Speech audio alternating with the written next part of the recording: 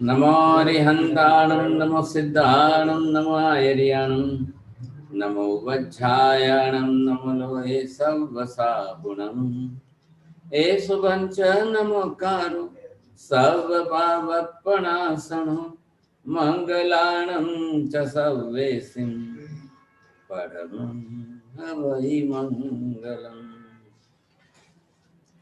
जय जगजीव जोनि वियाणो जगगुरु जगानंदो जगनाओ जगबंधु जय जगपियानो भयो जय सुयाण बभवो तीर्थयराणम पश्चिमो जय जय गुरुलोगानम जय महता महावीरो सर्वारिष्ट प्रणाशाय सर्वाभिष्टार्थदायिने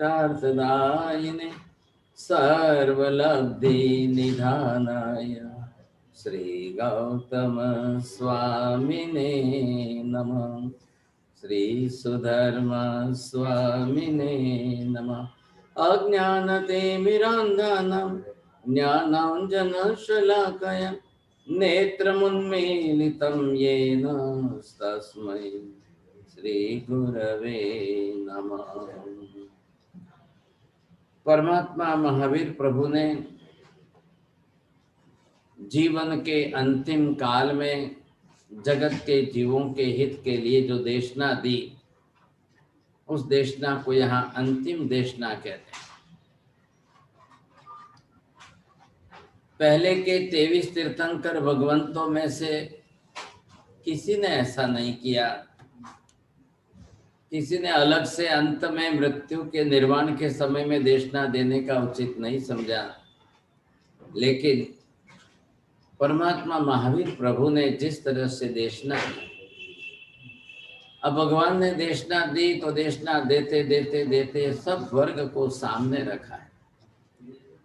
और कब साधु के लिए, कब साध्वी जी के लिए, कब श्रावक वर्ग के लिए, कब श्राविका वर्ग के लिए अलग अलग प्रकार से जो है कब किसको कैसा बोध दिया है, उपदेश दिया है। और उस उपदेश में कई बार तो दृष्टांत दिए हैं, किसी के जीवन के प्रसंग बताए और किसी के जीवन के कथा बताए और उसमें से आत्मा को संबोधन करके एक प्रकार की जागृति लाने की बात। कल जो है हमने यहाँ पर 5 अध्ययन तक की बात की थी, वैसे तो 36 अध्ययन है। और मैं ओरिजिनल टेक्स्ट जो है अर्धमागधी की लैंग्वेज में मैं पढ़ूंगा तो भी आपको ख्याल नहीं आएगा। मैं 2-4 श्लोक पढ़ के जो सब्जेक्ट है वो बता रहा हूँ कि भगवान ने आखिर क्या कहा, किस विषय में क्या कहा। उनके उपदेश के महत्वपूर्ण अंश कौन से हैं, वो सारांश में आपको बता दूं। जो एब्स्ट्रैक्ट है उससे आपको थोड़ा ख्याल आ जाए कि परमात्मा ने आखिर किस विषय में क्या बात की। तो यहाँ पर हम समझ रहे हैं अभी ये क्षुल्लक निर्ग्रंथीय अध्ययन जो है, तो यहाँ पर मुख्य रूप से क्षुल्लक एक साधु के लिए शब्द है, निर्ग्रंथ शब्द भी साधु के लिए उपयोग में किया गया है। आगमों के अंदर प्राचीन काल से जो है मुख्य शब्द यही चलता था। तो साधु कैसे होने चाहिए, उनका जीवन कैसा होना चाहिए और किस तरह से वो अपना इतना पवित्र जीवन जीते हैं कि जिससे उनको मर कर के नरक आदि गति में जाना ही ना पड़े। देखिए संसार में जीव है, चारों गतियों में जाता आता रहता ही है। अब जीव जो है जिस तरह से एकेंद्रीय वगैरह आदि जातियों में जाएगा तो जीव को तो वहां जाकर के उत्पन्न तो होना ही है। अब भगवान ने एक बात ये कही कि भाई इसके अंदर माया पिया नुसा भाया बज्जा पुत्ता या और नालम ते ममताना है लुपन तस कम होना। जो स्वकर्म से पीड़ित ऐसे मुझे न तो माता पिता बचा सकते हैं, न भाई बहन बचा सकते हैं, न पत्नी पुत्र बचा सकते हैं, कोई संबंधी मुझे बचाने में तो समर्थ नहीं है साहब। देखिए सबका जीवन है और आयुष्य सबका है, जीवन तो चलता ही ऐसा। अब ये है कि जब जीवन चल रहा है तो यहाँ पर ये हमारा जन्म हुआ, जीव हमारा गर्भ में आया, और जितना 9.5 महीने काल रह करके उसने अब आकर के जन्म लिया।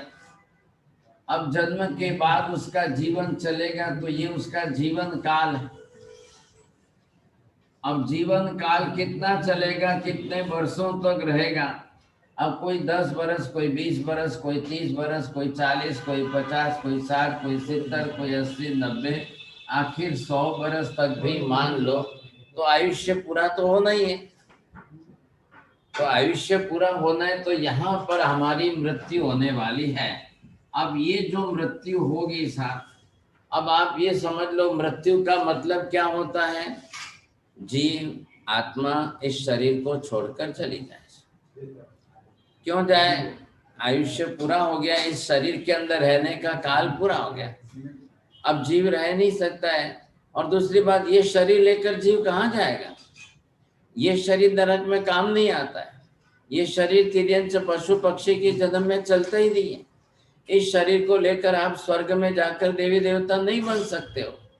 स्वर्ग में जाओगे तो वहां के हिसाब से वैक्रिय शरीर आपको अलग बनाना पड़ेगा। जीव नरक में जाएगा तो नरक गति के अंदर उसको वैक्रिय शरीर अलग बनाना पड़ेगा, और तिर्यंच गति में जाएगा तो पशु पक्षी का शरीर बनाना पड़ता है। तो ये शरीर तो लेकर कोई जा ही नहीं सकता। इसलिए जैसे जीव आत्मा ने शरीर छोड़ा कि पीछे वाले लोग फटाफट जल्दी चलो इसको जला दो जला दो जला दो, यही होने वाला है। अब इधर देखिए कि जैसे जीव ने शरीर छोड़ा, अब आत्मा तो त्रिकाल नित्य परमानेंट ही है, तो वही जाने वाली है। अब ये आत्मा जो है ये बाहर निकल गई। अब इस आत्मा के ऊपर ये हमारे कर्म है। अब जैसे ही बाहर निकली तो इसको जाना कहाँ है? अपने कर्म के हिसाब से। अब कर्म जो है वो ड्राइवर की सीट पर बैठ जाएगा और कर्म आत्मा को ले जाएगा उसके कर्म के हिसाब से जिस गति में जाना है। तो ये यहाँ पर बता रहे हैं कि अब ये निकला हुआ जीव अब अपनी तरह से जाए तो कहाँ जाए, कैसे जाए, आपको ये देखना है। तो जैसे ही आयुष्य समाप्त हो गया, अब आयुष्य समाप्ति के बाद जीव को जिस तरह से जाना है, अब ये जीव जो है जाएगा तो या तो जो है कोई जीव नरक गति में चला जाए, कोई जीव यहाँ से जो है वो तिर्यंच गति में पशु पक्षी में जाए,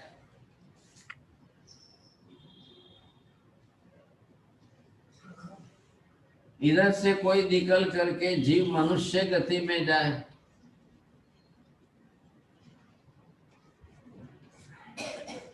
और ये जीव यहां से निकल करके देवगति में। अब इसके अंदर तिर्यंच गति में गए तो यहाँ पर आप ये देखेंगे एक इंद्रिय भी है, 2 इंद्रिय भी है, 3 इंद्रिय भी है, 4 इंद्रिय भी है और 5 इंद्रिय।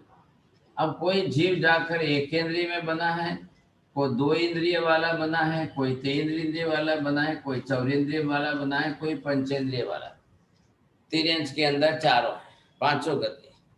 अब जीव जाए तो यहाँ से उसको किस तरह से जाना है, यहाँ पर आपको ये नियम कुछ ऐसे ही अलग बता रहे हैं साहब।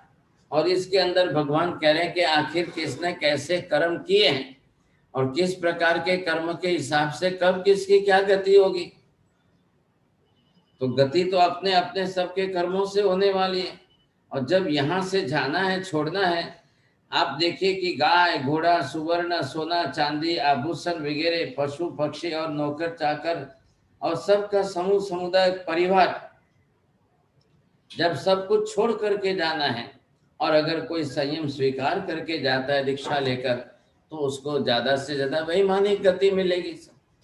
अब इसी तरह से अपनी तरह से जो भी जीव जो है कोई किस प्रकार से, कोई किस प्रकार से धन वगैरह के परिग्रह, ये नरक का कारण बन जाता है। नरक गति के अंदर जाने के लिए अब निरर्थक वो अपनी तरह से इस प्रकार की पापादि प्रवृत्ति कर लेता है। अब वो जाए तो इस प्रकार के कोई किस प्रकार से कर्म बांधता है, कोई कैसे कर्म बांधता है, कोई किस प्रकार की पाप प्रवृत्ति करके कर्म बांध करके नरक में जाए, पता ही नहीं चल रहा है। ऐसा सब जीवों का अपना अपना हिसाब है। अब ऐसी स्थिति के अंदर ये जीव अपने जे कई शरीरे सत्ता वन्य रूपे सबवसो मनसा काय वक्यणम सभ्यते दुख संभवा। जो भी कोई इस शरीर के अंदर जो है रूप रंग रस गंध आदि के अंदर मन वचन काया से आसक्त होता है, वे लोग जो है वो ज्ञान से मुक्ति ऐसा ही मानने वाले हैं, तो परलोक के अंदर भी जाकर के दुखी होते हैं। ये महावीर यहाँ पर मुख्य बात कर रहे हैं साहब। अब इसी तरह से संसार के अंदर जो पर मोक्ष के उद्देश्य से निश्चय करके कदाचित भी अपने विषय आदि वांछा को पूर्ण करे, प्रयत्न करे, तो आहार आदि के अंदर रहने से उनकी देह के अंदर जो है पालन करते हैं। अब यहाँ पर आप देखेंगे किस किस प्रकार से कैसे जीव जो है किसकी गति कब होती है, किसकी गति बिगड़ती है और किसकी गति सुधरती है। ठीक है, व्यवहार नए से पीछे आपके बेटे लिख देंगे हमारे पिताजी का स्वर्गवास हो, कोई बेटा लिखेगा हमारी माता जी का स्वर्गवास हो। अब सबके पीछे सब लोग स्वर्गवास ही लिखते हैं सर, नरकवास कौन लखे छे? कोई लगतो ज नहीं। कोई बेटा लिखेगा कि हमारे पिताजी का नरकवास हुआ, कोई पत्नी लिखेगी हमारे पति का नरकवास हुआ, कोई बेटा जो है हमारे पिताजी का तिर्यंचवास हुआ, कोई नहीं लिखता है। सबको स्वर्ग ही पसंद है। सब लोग जो है ये देव गति जिसको हम यहाँ कह रहे हैं, ये देव गति का मतलब हुआ स्वर्ग। जो यहाँ से मर के स्वर्ग में जाए उसके लिए यहाँ पर लिखा जाए कि यहाँ स्वर्गवास हुआ। अब पसंद है लोगों को इसलिए लिखते हैं, हकीकत में क्या है, वास्तविकता क्या है, अब ये वास्तविकता की सच्चाई तो किसी को ख्याल नहीं आ रही। और दूसरे हिंदू धर्म में बात है कि भाई ईश्वर भेजता है लेने के लिए, यमराज आते हैं, फिर उसकी जीव आत्मा को लेकर जाते हैं। कोई कहता है कि जीव निकलने के बाद भटकता रहता है। महावीर स्वामी स्पष्ट कह रहे हैं भाई कोई भटकने की जरूर नहीं, जो कर्म किया है उससे फटाफट जीव को जाना है, 1 सेकंड के भी देरी नहीं लगती है। अब कर्म के आधार पर है तो जीव जाएगा सब। अब मनुष्य गति में से अगर कोई जाए तो कोई जाकर तिर्यंच गति में जाएगा, कोई यहाँ से जाकर के नरक गति में चला जाए, कोई मनुष्य गति से देव गति में जाए, कोई मनुष्य गति में से वापस दोबारा भी मनुष्य बन तो सकता है, चांस तो है। क्या हुआ, मनुष्य को चारों गति में जाना है, चारों गति में जा सकते हैं। लोग लिखते हैं उसके ऊपर मत जाइए, वो लोगों की इच्छा का सवाल। ख्याल है, इच्छा के हिसाब से गति नहीं होती है, अपने करनी के कर्म के हिसाब से गति। अब यहाँ पर जो है 7वां अध्ययन है उरभ्रिय अध्ययन। उरभ्रिय अध्ययन जेने आपने गुजराती में घेटो कहिए छे, घेटा बकरा। अब वो जो है कोई लोग मांसाहारी करने वाले हैं, उन्होंने लाया 2 घेटा ला करके वो पाल रहे हैं, उसको खिला पिला करके मोटा तगड़ा करते जा रहे हैं। अब वो मोटा तगड़ा क्यों कर रहे हैं? उसका खाने से उसका शरीर बढ़े, उसके शरीर में मांस बढ़े, उसके शरीर में जो है ज्यादा प्रमाण में मिले लोगों को। अब हिंसक वृत्ति है, हिंसक वृत्ति में ऐसा करेंगे लोग। तो जैसे यहाँ पर कह रहे हैं कि भाई ये बेचारा पशु है, जानवर है, अब उसको रोज खिला रहे हैं, उसको तो पता ही नहीं चल रहा है कि मेरे को क्यों खिला रहे हैं। अब इसको इतना खुश कर रहे हैं, उसको इतना खुश कर रहे हैं, उसको खिला पिला करके इतना राजी कर रहे हैं, और उसको समझ में ही नहीं आ रहा है, अरे ये देखो देखो बहुत अच्छे लोग हैं, कितने अच्छे लोग हैं, मुझे कितना अच्छा अच्छा खिलाते हैं पिलाते हैं, देखो कितना। उसको ये नहीं मालूम है कि ये तुमको मारकर खाने के लिए खिला रहे हैं। अब उसको तो समझ ही नहीं है, कुछ जानता ही नहीं है साहब, वो क्या करेगा, वो भ्रम में रह जाता है। और कई लोग इसी तरह से भ्रम में रह करके न करने के पाप कर लेते हैं। अब ये मनुष्य, जो मनुष्य काम भोग के अंदर आसक्त रह जाते हैं, और वो अब ये अपनी तरह से समझते नहीं है, उनको यही लग रहा है कि संसार के अंदर जो है वो विषय वासना काम संज्ञा के सुख भोग में ही सब कुछ पड़ा है। अब वो अपना जन्म बिगाड़ देंगे और यहाँ से जाकर के दूसरे भाव में बिगाड़ेंगे भाव अपना। जो मनुष्य ज्ञान आदि क्रिया विभूषित मुनि को देवलोक में पल्योपम सागरोपम तक भी स्थिति और सर्वोत्कृष्ट काम भोग आदि हो, ऐसे अज्ञानियों की हृदय के स्वल्प आयुष्य दरमियान तुच्छ काम भोग में आसक्त बनने वाले लोग वो अपनी तरफ से बाजी हार जाते हैं साहब। और इसी तरह से बाल जीव को नरक तिर्यंच गति रूप, अब वहां जाने के बाद आपत्ति होती है, और वहां जाने के बाद मांसादि में जो लंपट होते हैं, विषय लगनारे होते हैं, वैसे देव और मनुष्य रूप हारे जाकर के वो भी जीव नरक गति में जा रहे हैं। इधर मैंने ये एरो किया, आपको दिख रहा है, ये नरक गति में।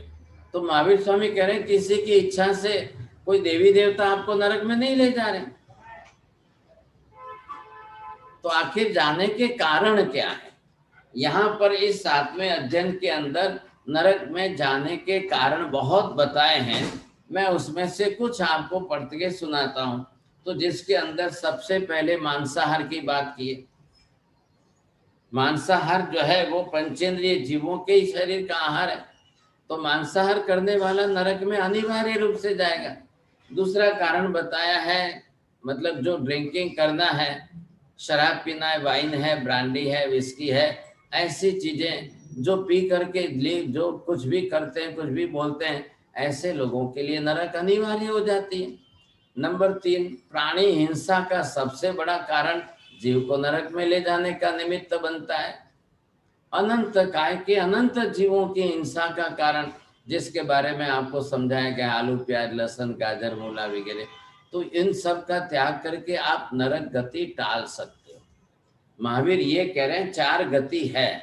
हम मंदिर में जाते हो, आप लोग वहां भी तो जाते होंगे, मंदिर में जाते हो, चावल का स्वस्तिक साथिया बनाते हो, साथिया बनाते समय अपनी भावना से आप व्यक्त तो करते ही हो। तो आप क्या बोलते हो उस समय भी? यही है कि मैं 4 गति के संसार में से बच जाऊं, मैं 4 गति के संसार के चक्कर में से छूट जाऊं, ये मुख्य आपका उद्देश्य है। तो हम यहाँ पर ये लक्षित करके चल रहे हैं, बरोबर हमारा लक्ष्य बना हुआ है। अगर आपने ये लक्ष्य ध्यान में नहीं लिया तो फिर क्या होगा? तो पहले हम क्या करते हैं, 1 बाय 1 सब कारण समझ लो। अगर ऐसे ऐसे कारण हमारे जीवन में हो रहे हैं तो हम नरक गति का आयुष्य कर्म बांध करके नरक गति में जाएंगे। फिर दुनिया की कोई ताकत नहीं कि हमको बचा सके। प्राणातिपात पंचेंद्रिय जीवों की हिंसा की है, पाप कर्म लगा है, अब नरक में जाना है। यहाँ आप कौन हो, मिनिस्टर हो कि आप प्रेसिडेंट हो कि प्राइम मिनिस्टर हो, किसी से मतलब नहीं है।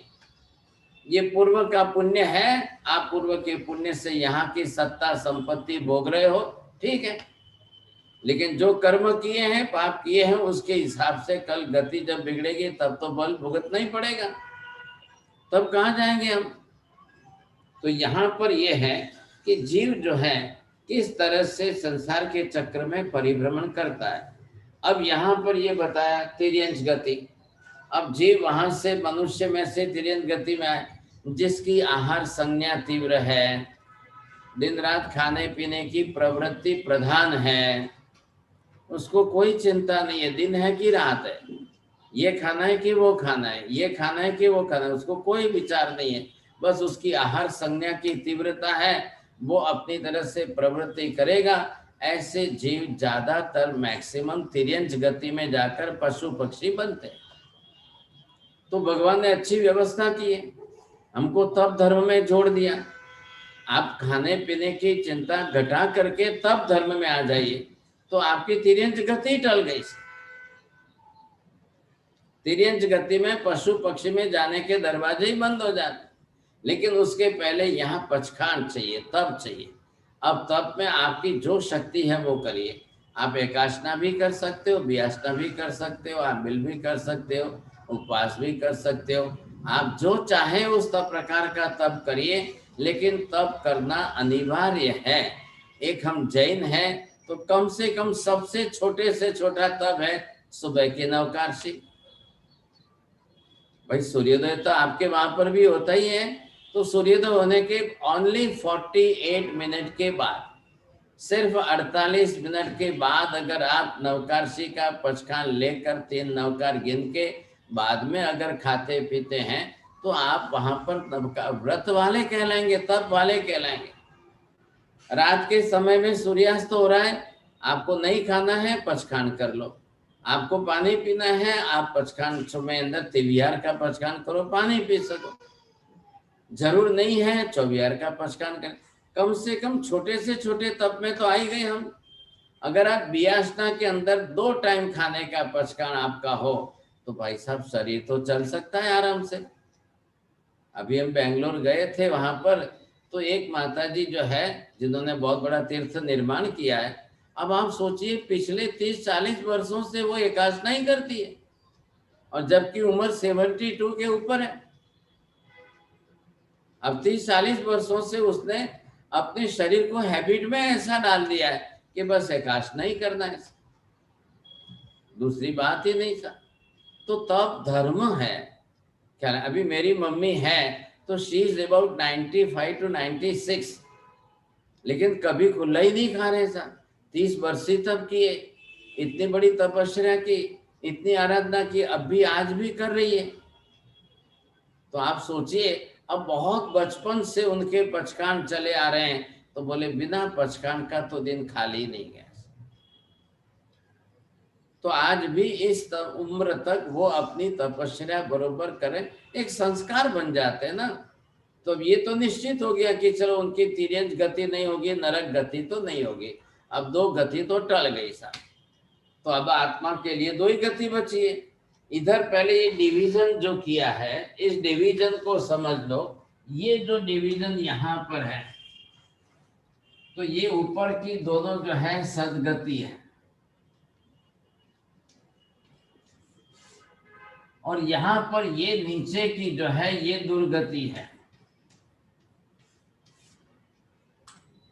हम कहते हैं ना भाई, मृत्यु के बाद कोई नहीं सदगति सारी थी, कोई नहीं दुर्गति थी। तो ये सदगति होने का मतलब क्या है कि भाई ये इसी 2 गति में जाएगा तो सदगति, और इधर नीचे गया तो ये दुर्गति। अगर आपको दुर्गति टालनी है तो आज भी टल सकती है, तिर्यंच गति भी टल सकती है, नरक गति भी टल सकती है। अब यहाँ पर जो भगवान ने बात बताई कि जो जीव गृहस्थी होते हुए भी सत्पुरुषों के व्रत वाले हैं, विविध परिणाम वाले भद्रक परिणामी विनीत आत्मा हो, जो उनकी जेलसी ईर्ष्या बिल्कुल न हो, और शिक्षा के अंदर वो उत्पन्न है, तो समझिए कि दोबारा मनुष्य का जन्म फिर से मिल सकता है। आज भी पॉसिबल है, नहीं ऐसी बात नहीं है। अब अनेक प्रकार से बाल जीव जो है, कोई गुण दोषों को जरा ध्यान में रख करके, और वो मूल धन रक्षक व्यापारी आदि जीव मनुष्य आयुष्य बांध करके दोबारा वापिस मनुष्य बन सकते हैं। ख्याल है कि नहीं।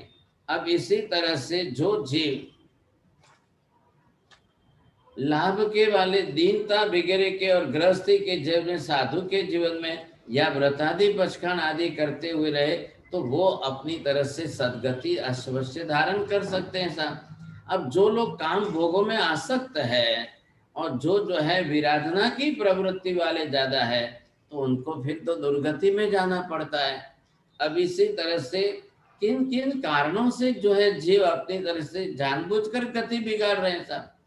मनुष्य धर्म और जैन धर्म मिला है आपको, तो काम भोगों की आसक्ति को घटाकर रत्नत्रयी जो दर्शन ज्ञान चारित्र आदि की आराधना करके, और जो है वो अपनी आत्मा को बचा सकते हैं, तो मोक्ष मार्ग पर आगे बढ़ सकते हैं साहब। इस तरह से मनुष्य को जैन शासन जब प्राप्त हुआ है, अब आप ये समझिए काम भोगों की आसक्ति घटाए। अब ये हमारा घट जाए तो हमारे लिए बहुत अच्छी बात है। अब मूढ़ मनुष्य अज्ञानता के कारण विषयों की आसक्ति बढ़ाता है, और फिर वो जो है अधर्म का आचरण करता है। अब जिनके जीवन में हिंसा है, झूठ है, चोरी है, दुराचार है, व्यभिचार है, ये लोग रैप करते हैं, ये किसी का मर्डर करते हैं, अब इनके लिए नरक गति के सिवाय दूसरा रास्ता ही नहीं है। अभी ये लोग कहते हैं जन्नत मिलेगी, अल्लाह जन्नत देगा। अब ये आतंकवादी मिलिटेंट बन करके हजारों को मार रहे हैं, अब कहाँ से जन्नत मिलने वाली। अब नरक के सिवाय दूसरा रास्ता ही नहीं है उनके लिए। लेकिन अब ये उनकी समझ उल्टी है। अब इस उल्टी समझ के कारण वो अपना भाव बिगाड़ रहे हैं, और इस तरह से जो है वो यहाँ पर भगवान ने जो बात की अलग अलग, मैं आपको सारांश दे रहा हूँ। मतलब क्या हुआ कि आज हमारा जीव हम यहाँ पर है, तो कभी हमारी गति जो है नरक गति में हो सकती है, कभी जाकर आप तिर्यंत गति में। अब यहाँ गिरो तो आप पंचेंद्रिय में आओ, इससे ज्यादा नीचे गिरो तो चौरेंद्रिय में आ जाओ, और नीचे गिरो तो तेंद्रिय में आओ, और नीचे गिरो तो दो इंद्रिय में आओ, और नीचे गिरो तो एक इंद्रिय में आओ। मतलब आप यहाँ से मनुष्य जन्म से एकेंद्रिय तक भी जा सकते। एकेंद्रिय मतलब ख्याल आ गया ना, पृथ्वी पानी अग्नि वायु वनस्पति। अब कल हम जाकर वहां जन्म लेंगे। आज हम पंचेंद्रिय पर्याय में मनुष्य तक पहुंचे तो कितने जन्म बीते, कितना लंबा चौड़ा काल बीता है। और यहाँ से नीचे गिरकर सीधे डायरेक्ट हम एकेंद्रिय में चले गए तो वापस पंचेंद्रिय में आने में कितने जन्म लग जाएंगे, कितने भाव बीत जाएंगे, कब वापस आएंगे पंचेंद्रिय पर्याय में। ये तो जीवों का चढ़ उतर का जो क्रम चल रहा है, कब गिरेंगे कब चढ़ेंगे, कैसे गिरना होगा कैसे चढ़ना होगा, आज भी हमको इसमें कोई ख्याल नहीं आ रहा है। भगवान ने कहा आपके हाथ में है। आप क्या बोलेंगे, हमको तो हमारी गति तो मालूम नहीं है, दिखती नहीं है, ख्याल नहीं आएगा, कहाँ जाएंगे। हमारे बाप दादा गए, कोई आकर के वापिस कहता तो नहीं है कि मैं कहाँ गया। आपको गति दिखे या न दिखे, अपनी करनी तो दिख रही है ना। हम जो क्रिया प्रवृत्ति व्यवहार कर रहे हैं वो तो दिख रहे हैं। आप पाप कर रहे हो कि पुण्य कर रहे हो, आप धर्म कर रहे हो कि अधर्म कर रहे हो, क्या कर रहे हो, वो तो नजर के सामने दिख रहा है। तो उसी से समझना है कि मैंने कौन से कर्म बांधे, कैसे कर्म बांधे, कल मेरी क्या गति होगी, ये हमको साफ दिखाई दे रहा है। अब आप इसमें समझ गए होंगे, आपको ये ख्याल आ गया होगा। अब इस तरह से आगे के विषय में हम चलते हैं। यहाँ पर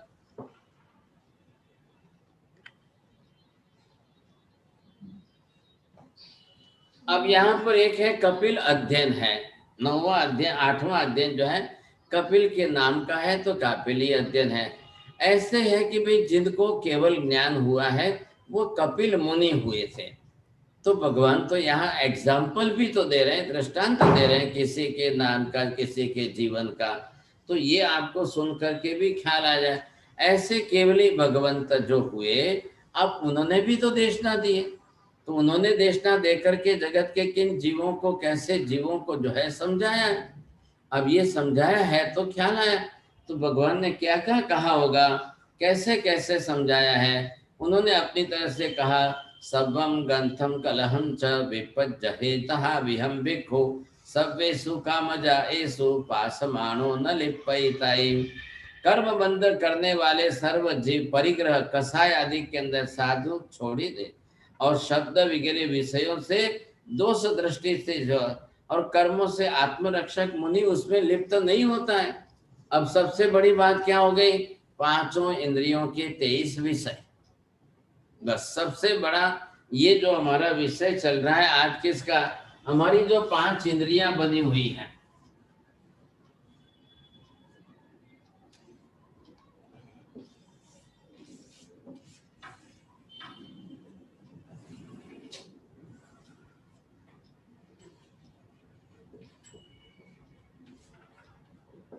अब पहली इंद्रिय ये है, इसका नाम है स्पर्श इंद्रिय।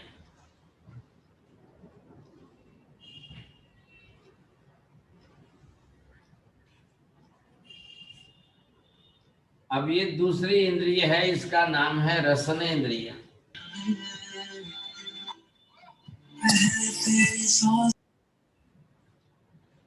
अब ये तीसरी इंद्रिय है घ्राण इंद्रिय।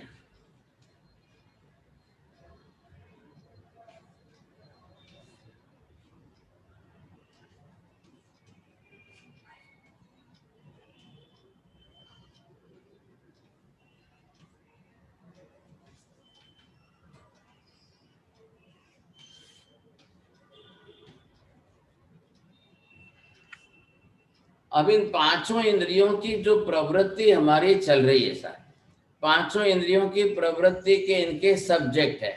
पहली इंद्रिय रसने स्पर्शेंद्रिय के लिए 8 विषय है, इसमें हमारे 5 टेस्ट है, इसमें 2 है और इसमें कलर है पांचों और ये है, तो ये कितने हो गए, 23 विषय हो गए। अब इन पूरी संसार के अंदर, संसार में जीवों के पास इंद्रियों के ही विषय मुख्य है, और सबको इंद्रियों के विषय में सुख भोग की बुद्धि हो गई। सुख भोग की बुद्धि के कारण सभी प्रवृत्ति करे। अब जिसको ज्यादा मैक्सिमम जो है पांचों इंद्रियों के सुख साधन सामग्री मिले, वो उसमें राजी है अपनी तरफ से। उनको यही लग रहा है कि हम बहुत सुखी है, बहुत सुखी है, बहुत सुखी है, ऐसा। और महावीर स्वामी यहाँ पर कह रहे, भाई इंद्रियों के सुख जो है ये कोई आपके असली सच्चे सुख नहीं है। आत्मा का सुख जो है वो आपका असली सच्चा सुख है। आत्मा अगर आप सुखी है, आत्म सुख है, तो आपका असली सुख समझिए। बाकी इनमें इंद्रियों के सब्जेक्ट में आप मत पड़िए। इनसे तो अलिप्त रहना है, इनसे दूर रहना है, और इनसे दूर रह करके आत्मा को समझाना है कि भाई इनमें सुखी मत हो। अब क्या होता है, हम इन इंद्रियों के विषयों से जो सुख मिला, अब इसे चाक चक्षु से देख करके यहाँ आया, अब ये यहाँ से यहाँ आया, इधर से घ्राणेन्द्रिय का सुख आया, ये खा पी करके आपने विषय में, ये सब अपनी तरफ से यहाँ इकट्ठे होकर के अब इसके अंदर राग द्वेष होने ही होने। अब आपको किस में राग होगा और किस में द्वेष होगा। अब आप कर्म बांधते जाओगे, बांधते जाओगे।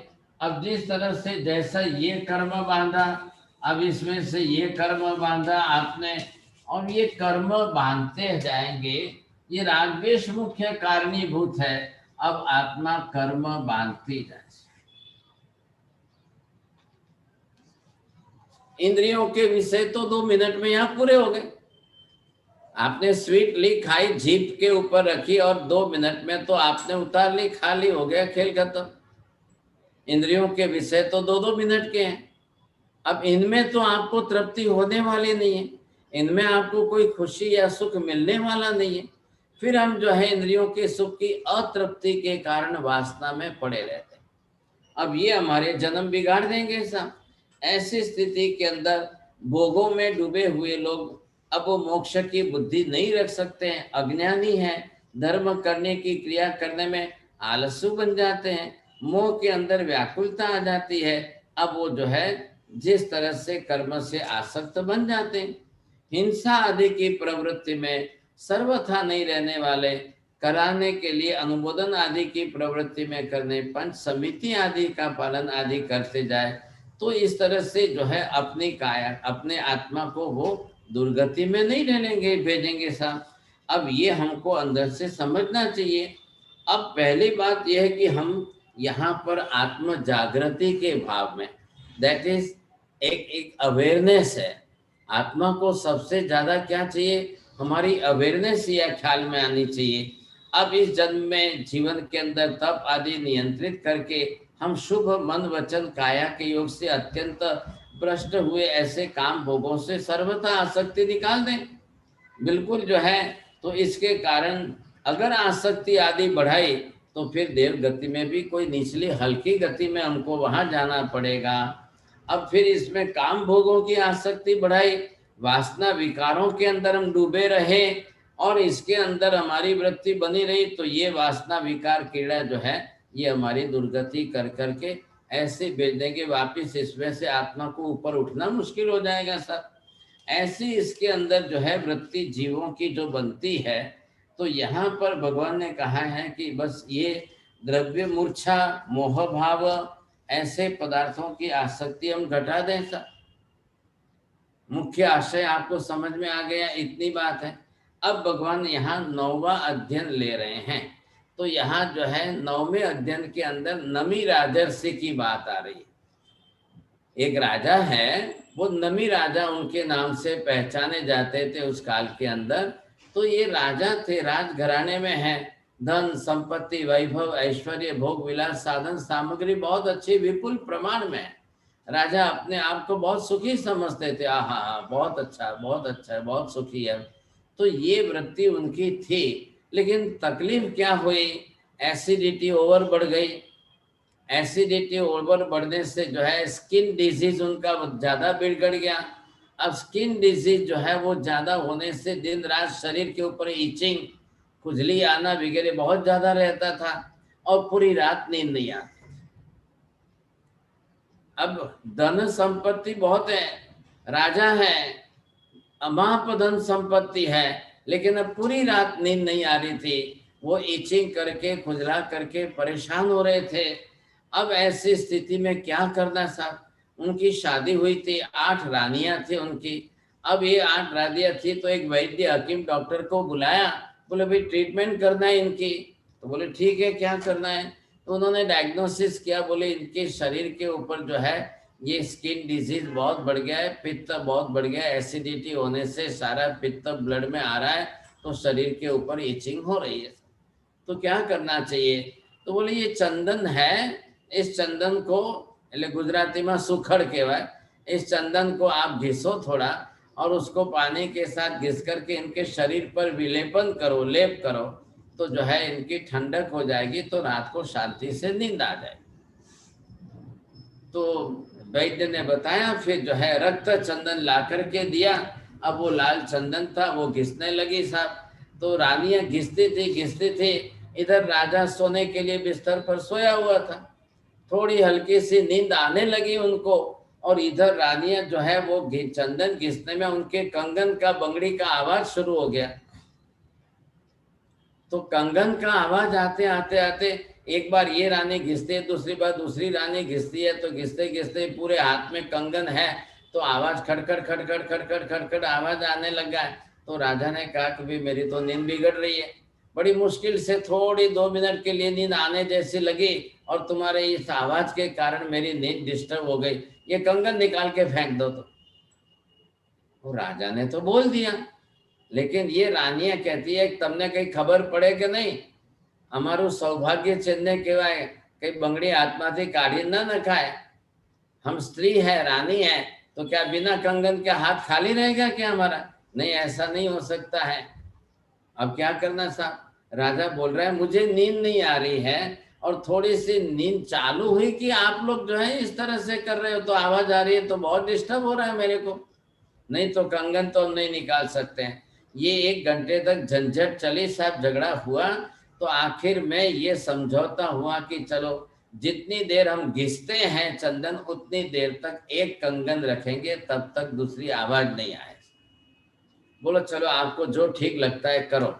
तो उन्होंने क्या किया, बंगड़ी जो थी उसमें से एक बंगड़ी रखी और बाकी की सब निकाल दी। बोलो अब तो आवाज नहीं आती है, तो ठीक है। अब राजा नींद में से उठा, तो बोले आज मेरे को इतनी अच्छी गहरी नींद आई। तो उन्होंने सोचा कि एक बंगड़ी से बिल्कुल आवाज नहीं आई, ये इतनी बंगड़ी ज्यादा थी, इसके खड़खड़ खड़खड़ आवाज से मेरी नींद डिस्टर्ब हो रही थी। तो मैं तो अकेला ही आत्मा हूँ। हे जीव, तू अकेला आया है, अकेला जाना है। कौन तेरा है, किसके साथ तू है? કોણ કોની સાથે છે ભાઈ? કોના વગર કોણ છે? આપણે क्या એનો વિચાર કરવાનો રહ્યો? तो उन्होंने अपनी आत्मा का चिंतन करना शुरू कर दिया। एकत्व भावना उसको बोलते हैं। हे जीव, तू एकलो આવ્યો છે, એકલો જવાનો છે, એકલા હોઈએ तो કેટલા सुखी, आ बधी उपाधिમાં क्या पड़ा? अब उसकी चिंतन धारा जो शुरू हुई, ख्याल है, तो सुबह उठते ही राजा ने कहा सब रानियों को, मैं अकेला आया हूं, मैं सबको छोड़कर जाना चाहता। रानियों ने कहा તમારું ભલું થાય, તમે પહેલા કીધું હોત તો આ બંગડી તો ન કાઢત, સમજ્યા કે નહીં? હવે તમે આ લગ્ન કર્યા, 8 રાनियों संसार છે, और अब ये धन संपत्ति वैभव ऐश्वर्य सब छोड़ के जाने की बात करोगे आप? राजा ने कहा बस मैं तो अभी से छोड़ना चाहता। ख्याल है? बस हे भगवान, મને જે છે આ એસિડિટી મટી જાય અને આ સ્કિન ડિઝીઝ જે ઇચિંગ વગેરે બધું મટી જાય, હું દીક્ષા જ લઈ લઉં, બસ छोड़ी दो। हुआ ऐसा कि ऐसे टाइम में स्वर्ग के अंदर, देवलोक के अंदर इंद्र महाराज वगैरह है, तो किसी ने प्रशंसा करके कहा देखो आज धरती के ऊपर नमी राजा है, और वो अभी दीक्षा लेने के भाव में परिपक्व वैराग्य वासी तैयार हो गए, और वो जो है अपनी 8 रानियां हैं, धन संपत्ति वैभव राज दरबार सब छोड़कर दीक्षा लेना चाहते। तो किसी देव ने, दूसरे इंद्र आदि ने कहा कि भाई ये तो मुझे, हमको तो संभव नहीं लगता, इतनी देर में कोई उनके दीक्षा के भाव हो गए क्या? ऐसे जल्दी दीक्षा ले लेंगे क्या? तो इंद्र महाराज देवलोक से नीचे उतर करके नमी राजा के राज दरबार में आए, और आ करके उनको क्वेश्चन आंसर करने लगे, पूछने लगे। उनकी परीक्षा कर रहे, क्या इनका वैराग्य वास्तविक सचमुच वैराग्य बढ़ गया है, दीक्षा लेने के भाव जगे हैं क्या?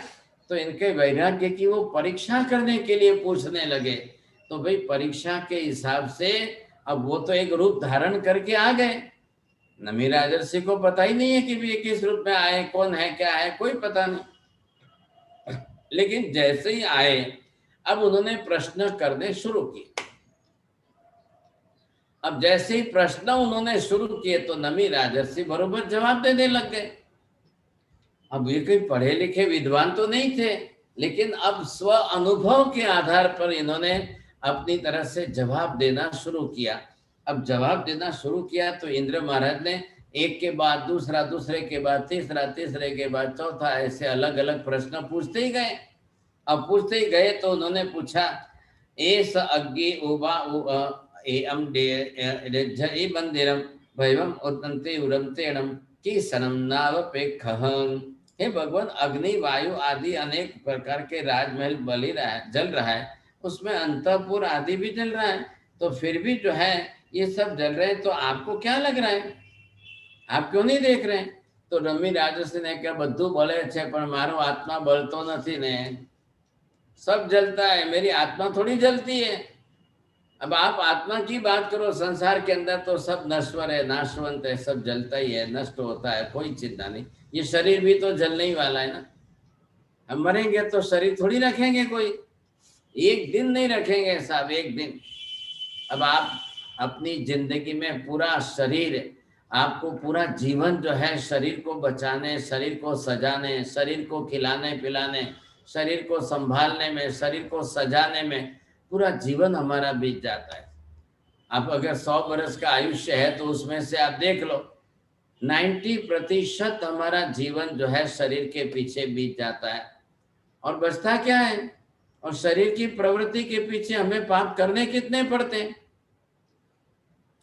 आज अगर जो लेडीज, महिलाएं अगर ये विचार करें, those who are using the different types of cosmetics, अब आप कभी निकालो, सो ढूंढ के तो निकालो, कितने कॉस्मेटिक जो है एनिमल प्रोडक्ट में से बन रहे हैं,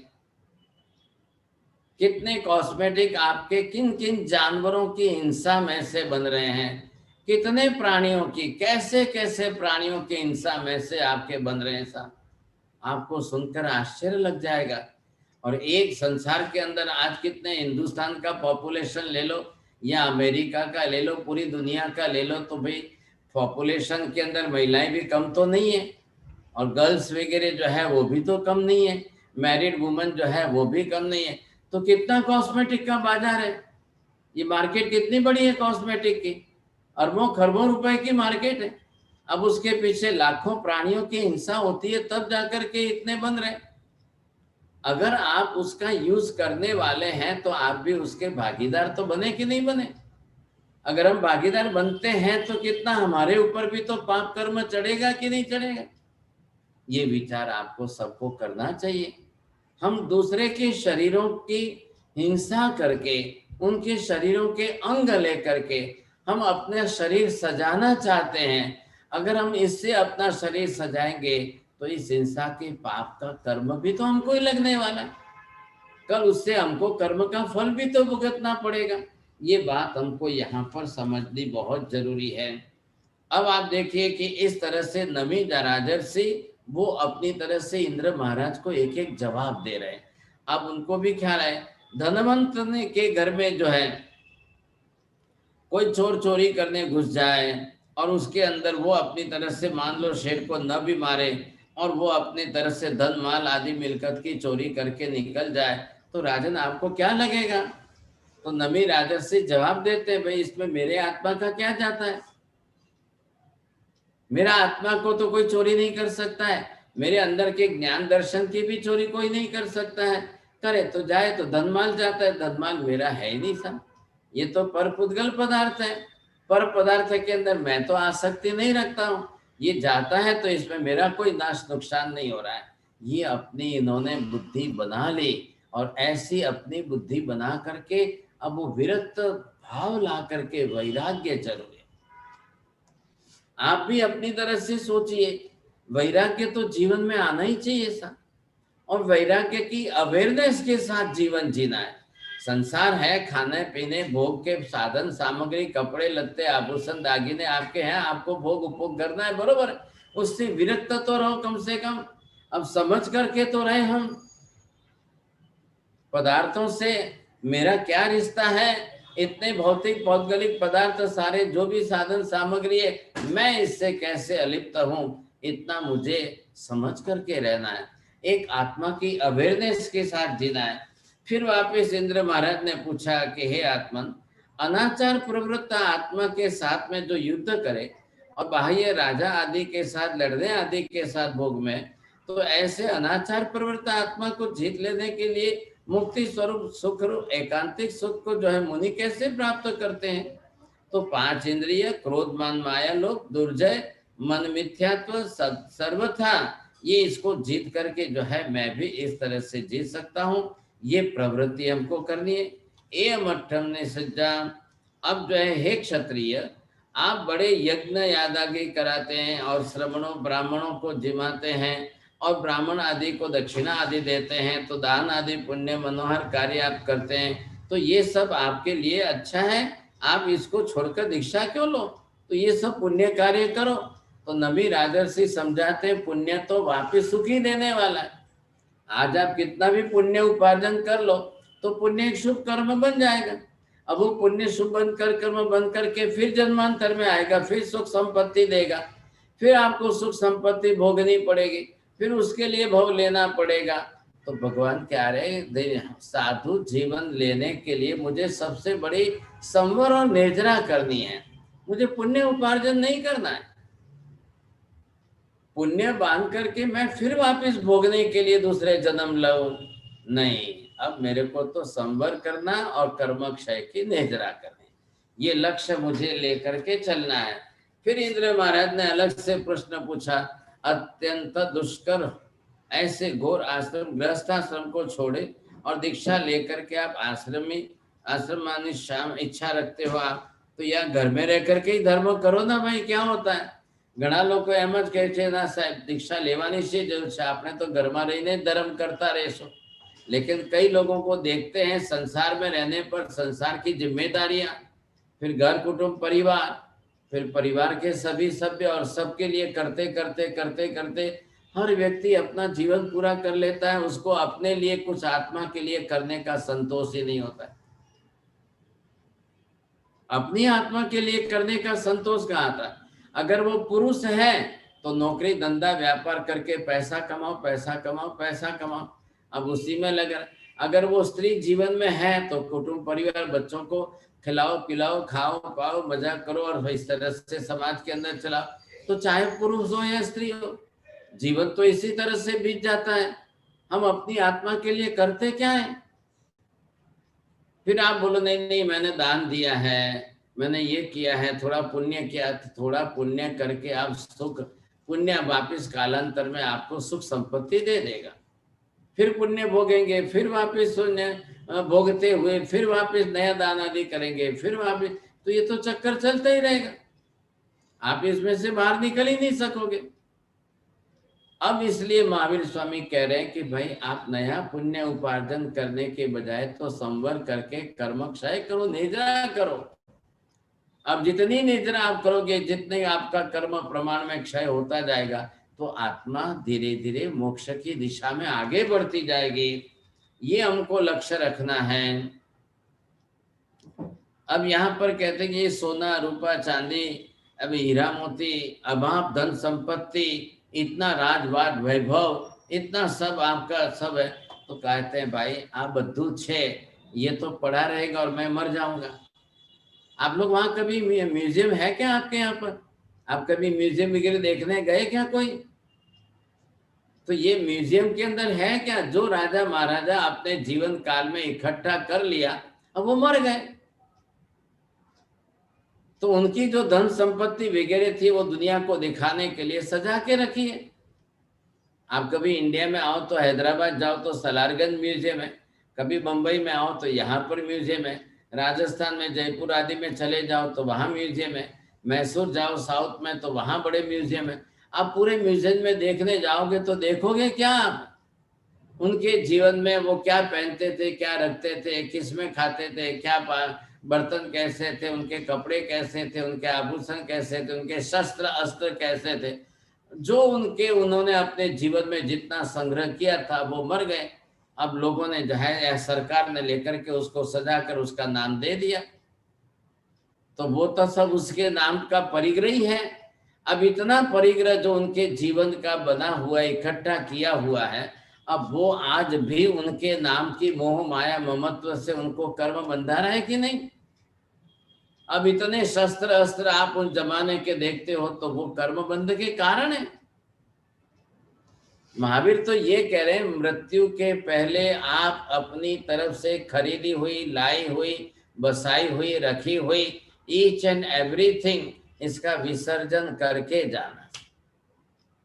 आप एक चाकू लेकर आए हो घर में, आपने चाकू रखी है, कल आप चले जाओ और इस चाकू का कोई दुरुपयोग करेगा तो क्या होगा?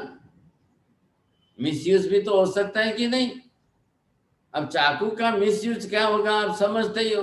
अब उसके कारण भी आप जहां जाओ उसका पाप कर्म आपके साथ कनेक्शन में जुड़ा हुआ रहे,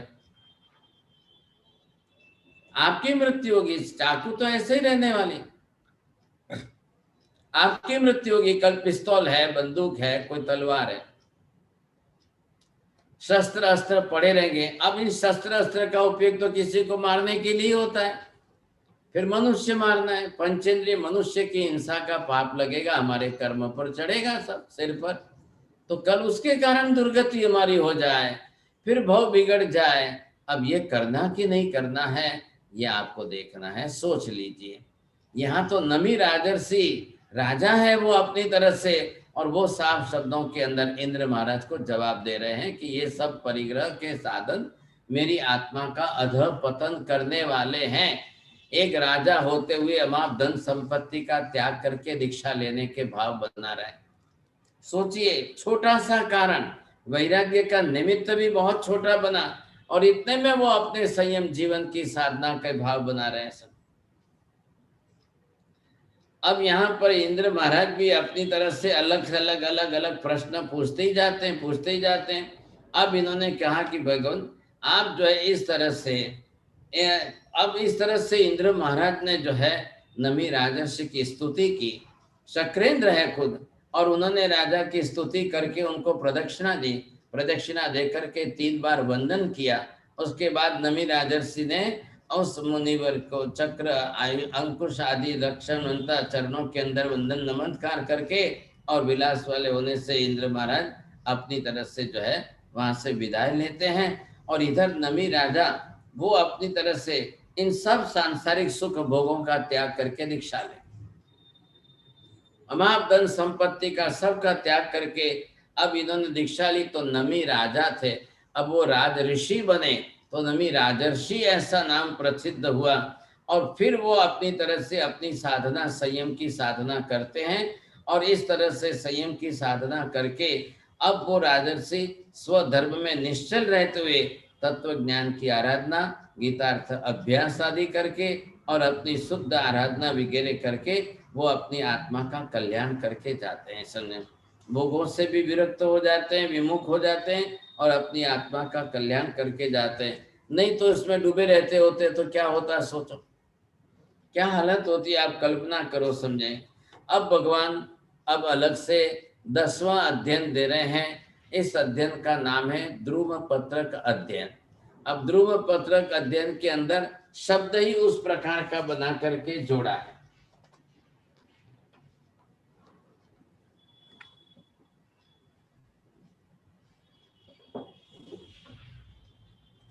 सबसे पहली बात यहाँ पर यह की है कि जैसे मान लो एक पत्ता है,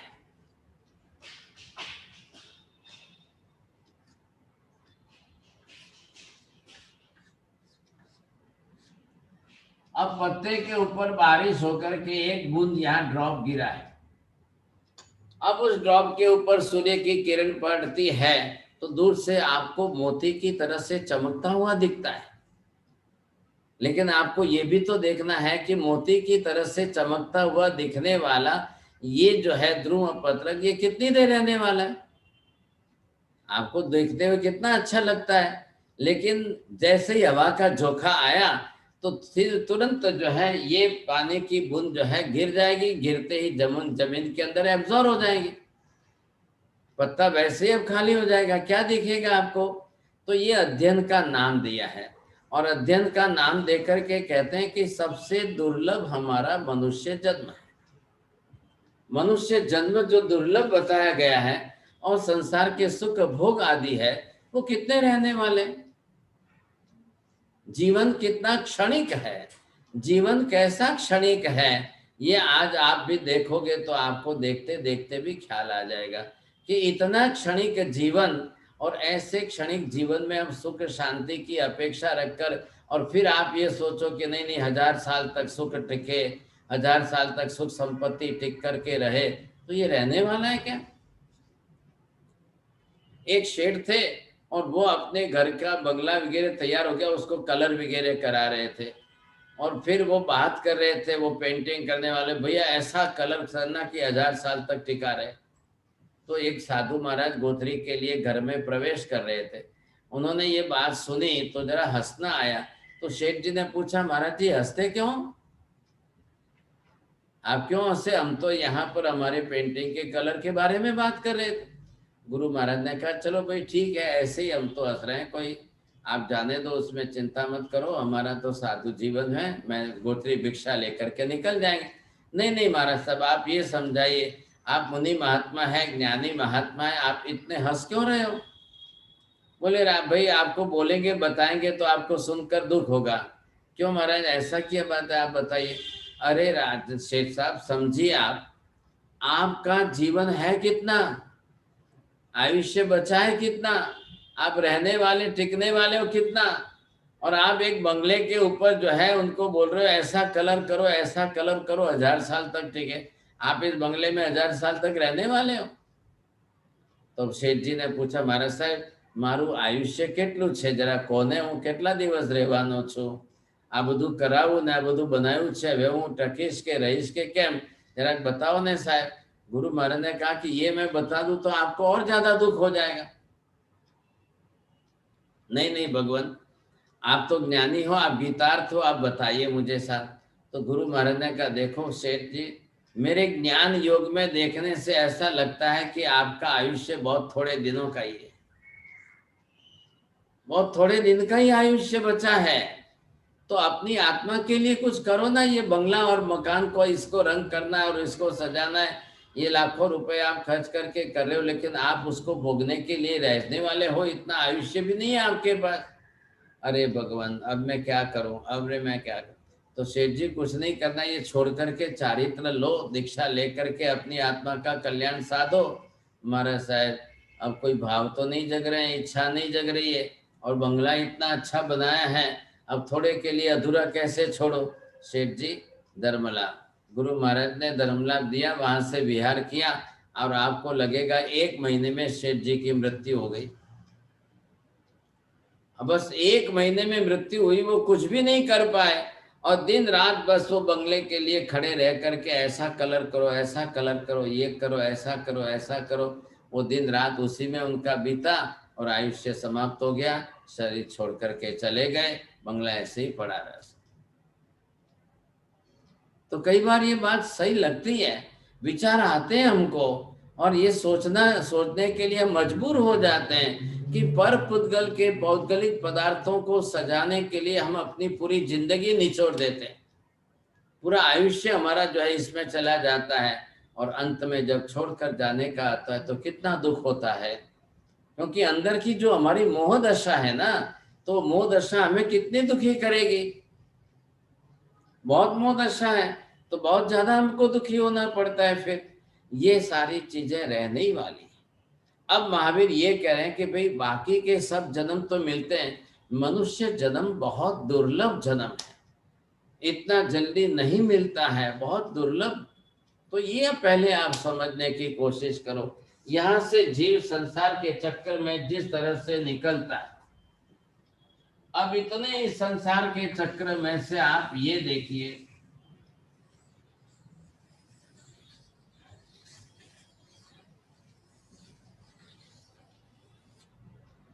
अब ये तो संसार के जन्म मरण तो चलने ही चलने। अब इसमें आप कब तो जा करके देव गति में जाते हो, कब यहाँ जा करके तीसरी गति में जाते हो, कब कौन सा जीव जो है जा करके नरक गति में जाता है। इतने जन्म मरण बीतते जा रहे बीतते जा रहे हैं। अब इसमें से अनंत जीव संसार के चक्र में चल रहे हैं। अब ये अनंत जीव संसार के अंदर घूम रहे हैं। आज जाकर के आप सिमंदर स्वामी को पूछो कि ये भगवान मेरे सबसे ज्यादा भव कहाँ किस गति में हुए हैं। अब यहाँ से इतने जन्म होने के बाद अब ये सब जन्म बीतते जा रहे हैं, होते जा रहे हैं।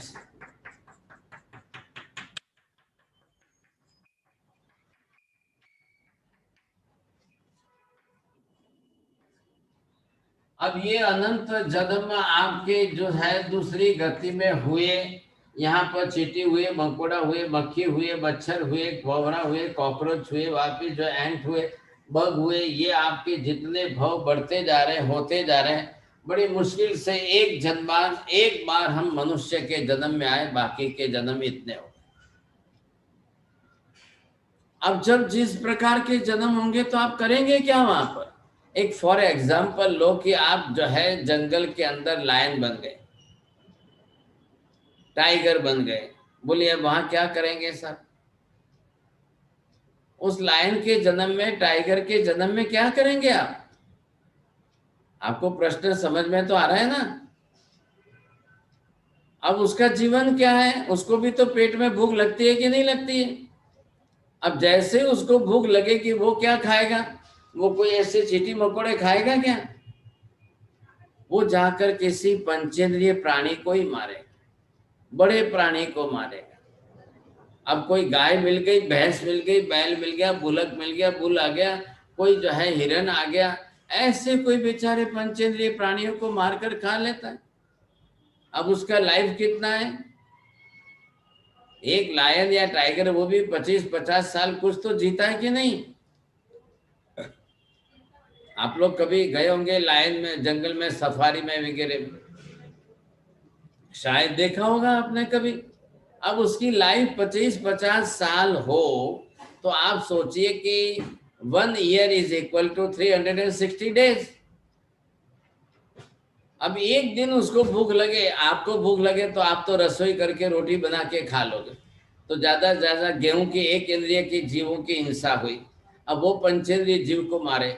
अब एक दिन का एक प्राणी मारे तो उसको एक साल के 360 दिन में उसको 360 प्राणी मार दें। चलिए अब आप ये हिसाब करो कि भाई 50 साल के कितने प्राणी होंगे। अब 50 साल का आप 360 के साथ मल्टीप्लाई करिए। तो अब वो जीव, एक लायन का जीव अपनी लाइफ के अंदर कितने जीवों को मारे और खाए, तो सब पंचेंद्रिय प्राणी को ही मारा खाया। तब उसके लिए नरक गति के सिवाय दूसरा विकल्प है क्या।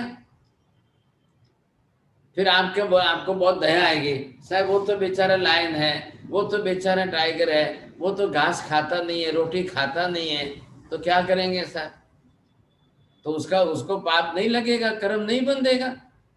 पंचेंद्रिय प्राणियों को मार करके कच्चा खाना है तो उसको कर्म बंधेगा कि नहीं बंधेगा, पहले बंधेगा। अब ऐसे लायन टाइगर आदि मर करके चौथी नरक में जाते हैं साहब, चौथी नरक। अब चौथी नरक में जाए तो वहां पर 10 सागरों का आयुष्य लेकर के इतने लंबे काल तक उसको अपने पाप कर्मों की सजा भुगतनी पड़े। अब वो नरक में से निकले, फिर संसार के चक्कर में परिभ्रमण करता हुआ घूमता रहे। अब कब वापिस आकर के मनुष्य कब बनेगा, मनुष्य बनने का वापिस उसको चांस कब मिलेगा, है कोई चांस, आप सोच लो। अब मान लो आ गया, चलो भाई मनुष्य में आ गया, मनुष्य बन गया। अब वो मनुष्य बन करके ये आतंकवादी कोई मिलिटेंट तो नहीं बनेगा, कोई स्लॉटर हाउस के अंदर स्लॉटरिंग करने वाला तो नहीं बनेगा, कोई फिशरमैन तो बन नहीं जाएगा, कोई पोल्ट्री फार्म के अंदर तो नहीं बन जाएगा। अब कहाँ जाकर क्या मनुष्य बनेगा। मनुष्य का मतलब आप क्या समझते हो, कस 2 हाथ पैर का बना गया वो बस। अरे भाई वो करेगा क्या, उसकी प्रवृत्ति क्या चलेगी, पाप की प्रवृत्ति कैसे करेगा वो, और कितने कर्म बांधेगा। तो कल उसके लिए भी दुर्गति होगी कि नहीं होगी। आज हम भी तो मनुष्य बन गए हैं, लेकिन it is valuable and the precious life. अब इस जन्म का अगर कल्याण हमको करना है तो क्या करना पड़ेगा, कैसे करेंगे हम अपनी आत्मा का कल्याण। अब आए हम मनुष्य जन्म में आए, चलो अब हमारी लाइफ है कितनी, 100 साल तो है आपकी। अब 100 साल की है तो 100 साल में आप करेंगे क्या। आप मैक्सिमम पाप करेंगे या मैक्सिमम पुण्य करेंगे, या मैक्सिमम आप संवर करोगे या मैक्सिमम निद्रा करोगे, मैक्सिमम नए का पाप कर्म रोकोगे कि नए पाप कर्म बांधोगे। आप निद्रा करके अपना कर्म क्षय करके आत्म कल्याण कैसे करेंगे। जीवन तो चल रहा है, आयुष्य तो रुकता नहीं है। कल फिर सुबह सनराइज होगा, सूर्य उदय होगा, सूर्य सनसेट होगा, आपकी जिंदगी का एक दिन तो बीतेगा ही बीतेगा। मेरा भी बीत रहा है, आपका भी बीतेगा, लेकिन वो एक जीवन बीत रहा है, उस प्रवृत्ति में हम क्या साधेंगे, क्या साधेंगे। जब मृत्यु के समय जाएंगे तो हिसाब तो सबको करना है। यहाँ आपका बिजनेस चलता है तो बिजनेस के अंदर आपको भी ईयर एंडिंग डे के अंदर एक सीए के पास अकाउंट करा करके आपको ऑडिट तो कराना ही पड़ता है। तो यहाँ हमारी पूरी लाइफ का ऑडिट होगा। अब पूरी लाइफ का ऑडिट होगा तब आप क्या देंगे, किसको देंगे हिसाब, कौन है रिस्पॉन्सिबल, आप जवाब किसको देंगे, ये सोचिए। तो हर व्यक्ति को अपना ऑडिट तो कराना ही पड़ता है। सबकी अपनी अपनी पाप प्रवृत्ति है, कर्म बांध रहे हैं, पाप प्रवृत्ति चल रही है, कर्म बांध रहे हैं तो कर्म इकट्ठे हो रहे हैं। अब महावीर ये कह रहे हैं कि भाई ये जीव यहाँ पर है। आपको इधर देख करके आप थोड़ा बोर्ड पर भी देखिए तो ध्यान में आएगा, ये इतने सारे भव चल रहे हैं। अब यहाँ से चल रहे चलते यहाँ तक तो आप खाली वनस्पति काय में आए, खाली वनस्पति के ही जन्म होते जा रहे हैं सब। अब इससे आगे निकले तब यहाँ पर आते आते ये पानी के भव हुए। अब इसमें से आगे चले आप यहाँ पर आए तो यहाँ वायु के भव हुए। अब यहाँ से आप आगे चले तो ये अग्नि काय के जन्म हुए। अब आप आगे चले तो यहाँ आकर पृथ्वी काय में जन्म लिया। अब यहाँ से आगे चले तब अब आप 2 इंद्रिय वाले बने। अब आप आगे चले तब 3 इंद्रिय वाले हुए। अब आगे चले आप 4 इंद्रिय बने। अब आप पंचेंद्रिय बने। अब आप यहाँ पर आकर के मनुष्य बने। आज जाकर हम सिमंदर स्वामी को पूछ लें कि भगवान मुझे मनुष्य बनने में कितने जन्म लगे, मैं कितने जन्मों के बाद मनुष्य बना। अब शायद सिमंदर स्वामी उत्तर देंगे आपको कि असंख्य जन्मों के बाद आप मनुष्य बने। इतनी सब 84 लाख योनि में चक्कर लगाते घूमते फिरते आकर बड़ी मुश्किल से मनुष्य जन्म बने।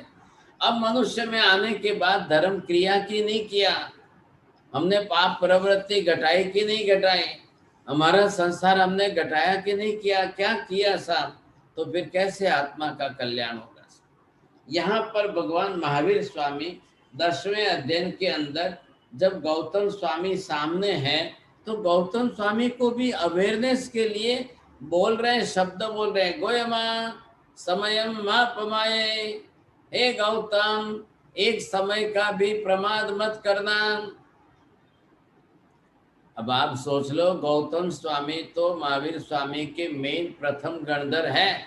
अब जो ग्रंथों की रचना करें, द्वादशांगी लिख रहे हैं, भगवान की देशना सारी लिख रहे हैं, और प्रतिदिन एवरी डे उनको 500 शिष्यों को पढ़ाना है। 1 मिनट की उनको फुर्सत नहीं है साहब, 1 मिनट भी उनके लिए बहुत वैल्यूएबल है। लेकिन फिर भी महावीर स्वामी उसको अवेयरनेस के लिए, हे गौतम समय मात्र का भी प्रमाद मत करना, इतना समझा रहे हैं। हमने अपने आप को कभी समझाया? सेल्फ सजेशन, आपने अपनी आत्मा को सेल्फ सजेशन देकर स्वयं खुद को कब आपने समझाया? अपनी आत्मा को ही तो शिक्षा आपने कब दी? कोई नहीं दे रहा है। हम दूसरों को शिक्षा देने के लिए बहुत एक्सपर्ट हैं, लेकिन हम अपनी आप को, अपने आत्मा को समझाने के लिए इतने जल्दी तैयार नहीं है सर। तो ये भी आपको समझना है, आपको ख्याल आना चाहिए। अब भगवान महावीर स्वामी को यहाँ प्रश्न पूछा गया सर, इधर देखिए, ये 10वें चैप्टर के अंदर यहाँ पर ये प्रश्न चल रहे हैं। हे भगवान, वनस्पति काय मर के वापिस वनस्पति बने, फिर वापिस वनस्पति बने, फिर वापिस वनस्पति बने, ऐसा कब तक चलता रहेगा? कितने लंबे काल तक होता है? तो यहाँ भगवान ने उत्तर दिया, वरस सही काय मई गो उकोसम जीवो सब से कालम अनंतम दुरंतम समयम गोय माँ पमाए। वनस्पति काय के अंदर गया हुआ जीव अनंत उत्सर्पिणी अवसर्पिणी काल तक जो है उसी के अंदर रहता है, जन्म मरण करता हुआ भटकता रहता है। अब वो वनस्पति काय में से बाहर ही नहीं निकले साहब। अनंत काल किसको कहते हैं, आप सोच लो। आगे प्रश्न किया है भगवान, वेन्द्रिय काय मई गौ को संजीवो समझ से काल संकेत संयम समयम गोयम मापमाए। 2 इंद्रिय वाले, ये 2 इंद्रिय वाले, ये 3 इंद्रिय वाले, 4 इंद्रिय वाले, सब ऐसे जीव जो है इस विकलेंद्रिय में घूमते हैं, इनको कितना समय लगता है? तो यहाँ भगवान कह रहे कालम संकेत संयम समयम गोयम मापमाए। 2 इंद्रिय, 3 इंद्रिय, 4 इंद्रिय में जीवों को असंख्य काल निकल जाता है। वो रिपीटेडली अगेन एंड अगेन, फिर 2 इंद्रिय बनेगा, फिर 2 इंद्रिय बनेगा, फिर 3 इंद्रिय बनेगा, फिर 3 इंद्रिय बनेगा। आप रोज इंद्रिया भी करते होंगे ना, बोलते हैं ना, एक इंद्रिया, बे इंद्रिया, ते इंद्रिया, चौर इंद्रिया, पंच इंद्रिया, ये सब जीवों के प्रकार हैं, अलग अलग जीवों के प्रकार हैं, ये इनसे पहचाने जाते हैं। 2 इंद्रिय वाले जीव, 3 इंद्रिय वाले जीव, इस तरीके से पहचाने जाते हैं। अब जीव को तो जाके जन्म तो लेना ही है ना। अब एक जीव आया, वो तेंद्रिय के अंदर चींटी बना, बनते ही आपका पैर आ गया, अब वो बेचारा जीव तो मर गया साहब। अब उसको 2 दिन भी नहीं हुए, अभी जन्म लिया है, वो अपने आहार के लिए निकला है ढूंढने में, और आपका पैर उस पर आ गया। तो आपका पैर आया तो आपका वजन कितना है? 60-70 किलो का है। अब वो बेचारा एक चींटी वाला जीव आपके 70 किलो का वजन कैसे सहन कर पाएगा? अब उसकी मृत्यु हो जाएगी। ऐसे जीव कैसे बताएंगे, अपना जीवन कैसे बचाएंगे साहब? अब उसको जाकर के फिर अभी 3 री में जन्मना पड़ेगा, फिर जाकर के मकोड़ा बन जाएगा, फिर जाकर के एक चींटी बन जाएगा, फिर जाकर के जो है, अब उसी चक्कर में उसके भव कितने हो जाएंगे। अब पूछा गया कि भगवान, जीव जो है पंचेंद्रिय पर्याय में आए तो कितने भव करे? तो महावीर ने उत्तर दिया कि पंचेंद्रिय पर्याय में आने से 7 से 8 भव पंचेंद्रिय में रिपीटेडली कर सकता है। अब हम मनुष्य हैं, हम पंचेंद्रिय हैं, आप मनुष्य बन करके रिपीटेडली कितने भव कर सकते हो? 7 से 8 मैक्सिमम हो जाएंगे। अब भगवान को पूछा, साहब देव गति में, नरक गति में जो जाते हैं वो देवता बनते हैं नरक गति में, तो वो रिपीटेडली अगेन एंड अगेन वापिस देव बनेंगे, फिर वापिस नारकी बनेंगे? तो भगवान ने कहा वेरी नेक्स्ट तो नहीं, वो बाद में वापिस आएंगे, लेकिन वेरी नेक्स्ट जो है वो तुरंत वहां से वापिस देव नहीं बन सकते हैं। अब देव गति में सुख वैभव अच्छा है, वहां से छोड़ करके मरना है तो किसी को पसंद नहीं आता है, कोई राजी नहीं है ऐसा। तो महावीर कहते हैं नहीं साहब, वो एक जन्म ही करेगा, वहां पर एक ही भव होगा, वहां से मर के वापस निकल जाएगा। अब नरक में गया है तो भी एक जन्म वहां से निकल करके बाहर निकल जाएगा, फिर दोबारा भले जाए, एक राउंड लगा के वापस आएगा।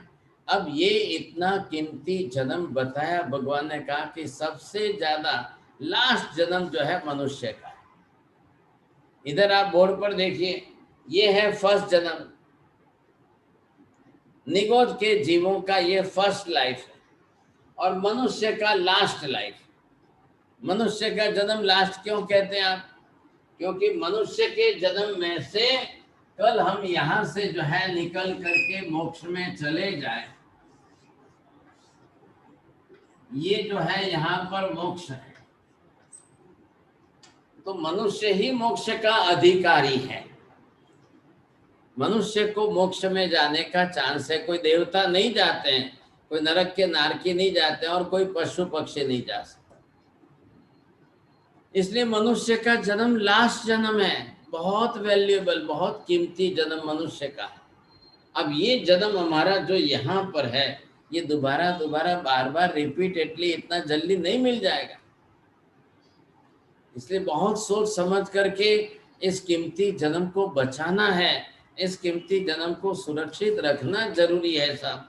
अब भगवान ने कहा कि हे जीव, अशरीरी ऐसे सिद्ध बनने वाले उत्तरोत्तर शुभ अध्यवसाय क्षपक श्रेणी में उत्तरोत्तर संयम स्थान की प्राप्ति वाले जीव, हे गौतम, समय कमा के बर्बाद मत करना भाई।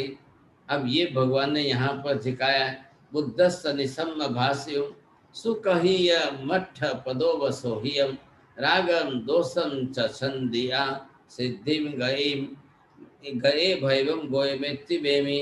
ऐसे गौतम स्वामी भगवान की इस प्रेरणा से निरंतर अपने आत्मा को समझाते समझाते एक समय भी प्रमाद न करने के भाव वाले बन रहे हैं।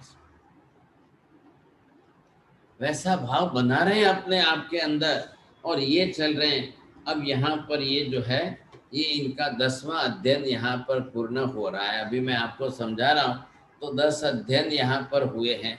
अब आप सोचिए, वापस सैटरडे संडे नेक्स्ट है ही है, फिर मैं वापस और अध्ययन लूँगा। लेकिन ये 36 चैप्टर्स हैं, इतने जल्दी तो सब पूरे नहीं हो सकते। अब आपको ये सोचना है, इसके अंदर आपको कोई क्वेश्चन आंसर हो तो आप पूछिए। हाँ, जिनको पूछना है 5 मिनट का टाइम है, 10 मिनट, आप पूछिए क्या क्वेश्चन पूछना। किसी भी क्वेश्चन हो, अपना अनम्यूट करके आप अपना क्वेश्चन पूछ सकते हैं। નારદ સાહેબ, મથેરણ મંદાવી. હા, ધરોલા. જનક બોલું છું પુણેથી. હા, બોલો. નારદ સાહેબ, આત્માની પ્રકૃતિ એનું નેક્સ્ટ જીવનનું બંધ થાય છે કે એની પ્રવૃત્તિથી નેક્સ્ટ જીવનનું બંધ થાય છે? પ્રવૃત્તિ જે છે મન વચન કાયાથી આપણે જે બહાર કરીએ તે, અને એનાથી આત્માની સાથે ચોંટીને બને છે કર્મની પ્રકૃતિ છે. એટલે અહીંયા નામ બેના જુદા જુદા આપ્યા છે. પ્રવૃત્તિ જેને તમે કહો છો, that is only physical activities. Either it may be mental activity, either it may be the verbal activities. What we are doing, that is pravritti. But internally આત્માની સાથે ચોંટીને જે બને છે કર્મ છે, એ કર્મની પ્રકૃતિ છે. અને કર્મની પ્રક્રિયા, જે પ્રવૃત્તિ કરો એ પ્રમાણે કર્મ બંધાય, એનાથી તમારું મનુષ્ય ભવ, દેહ ભવ, નરક ભવ, તિર્યક ભવ, જે ગતિ વગેરે ભવ નક્કી થવાના છે એનાથી થવાના. એટલે બે વસ્તુ થઈ ગઈ ને. હવે તમારે કર્મની પ્રકૃતિથી બચવું હોય તો તમારે પ્રવૃત્તિથી બચવું પડે.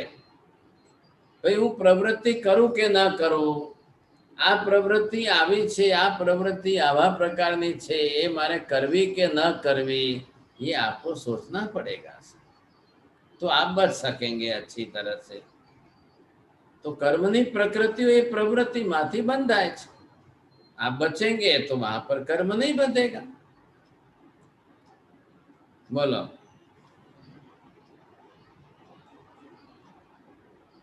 મારા સાહેબ, મારો ક્વેશ્ચન છે, તો પછી જ્યારે મનુષ્ય ભવ જ આપણને મોક્ષ પમાડી શકે છે, તો પછીથી આ ભવમાં જઈ શકાય? અને એટલે કેવી રીતે મનુષ્ય ભવ ફરી ફરી કેટલી વાર મળી પણ શકે? શું પોસિબિલિટી શું છે એની? મનુષ્ય ભવ આપણને બહુ જ રેર મળે છે. કહેવાનો મિનિંગ શું છે કે આટલા બધા અનંતા ભવો થાય છે, અસંખ્ય ભવ થાય, વેરી રેર આપણને મનુષ્યનો ભવ મળે છે.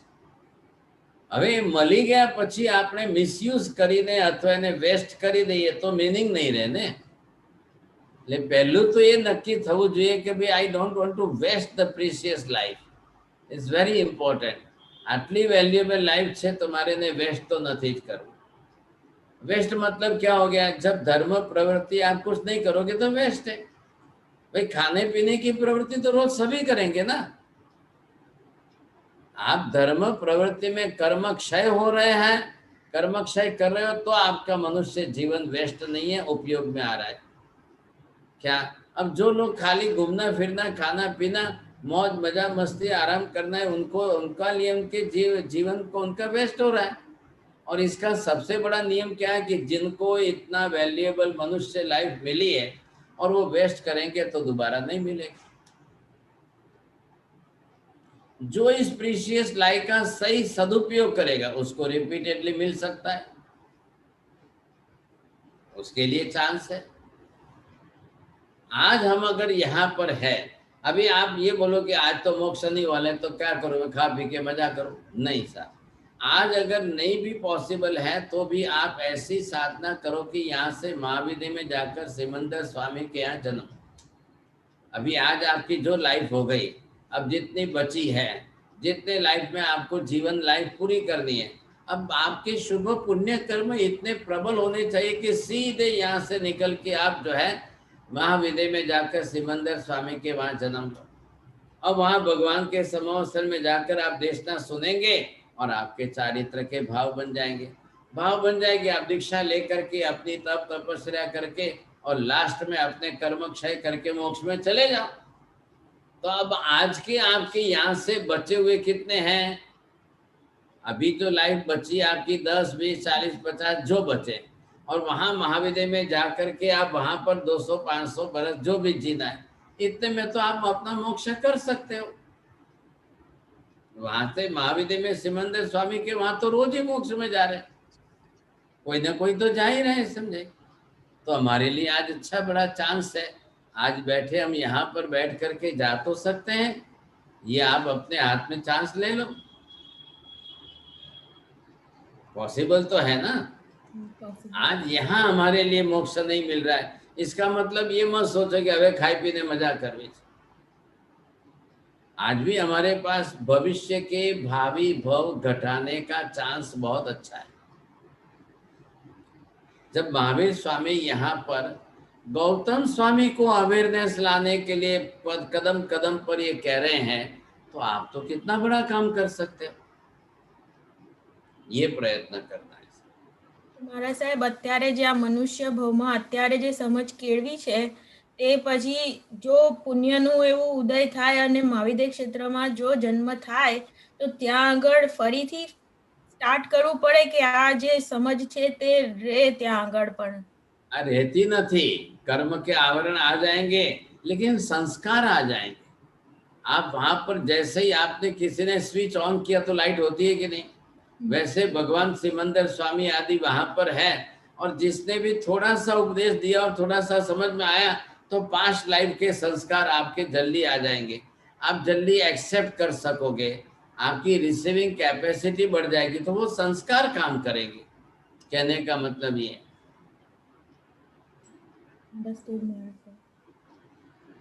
बोलो।